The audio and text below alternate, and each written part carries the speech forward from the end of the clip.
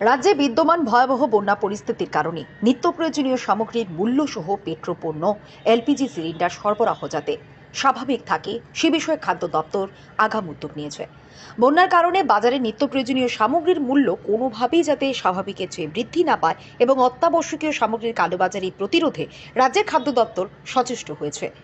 এই বিষয়গুলোকে সামনে রেখে শুক্রবার সচিবালয়ে খাদ্যমন্ত্রী সুশান্ত চৌধুরী, খাদ্য জনসংভরণ ও ক্রেতাস্বার্থ বিষয়ক দপ্তরের অধিকর্তা সহ sub divisional controller, all Tripura distributors association, all Tripura merchant association, potato, onion and garlic merchant association, wholesale groceries merchant association, chamber of trade and business, বিভিন্ন বাজার কমিটির কর্মকর্তা, প্রতিনিধি, ইন্ডিয়ান অয়েল কর্পোরেশনের অধীন পেট্রোপণ্য ও এলপিজি সরবরাহের সাথে সম্পৃক্ত আইওসিএল এর আধিকারিক প্রতিনিধিদের উপস্থিতিতে এক গুরুত্বপূর্ণ উচ্চস্তরীয় বৈঠকে পৌরোহিত্য করেন।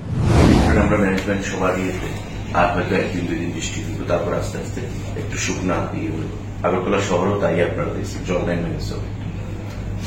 কিন্তু পোস্ট ফ্লাড যে সিনারিওটা দ্যাট ইজ ইম্পর্টেন্ট।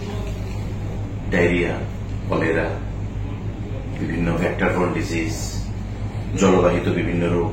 কারণ আমি just to cite an example, Amarpur যে মহকুমাটা টোটালি জলের নিচে, মানে inundated by flood water, submerge হয়ে গেছে কাপড়।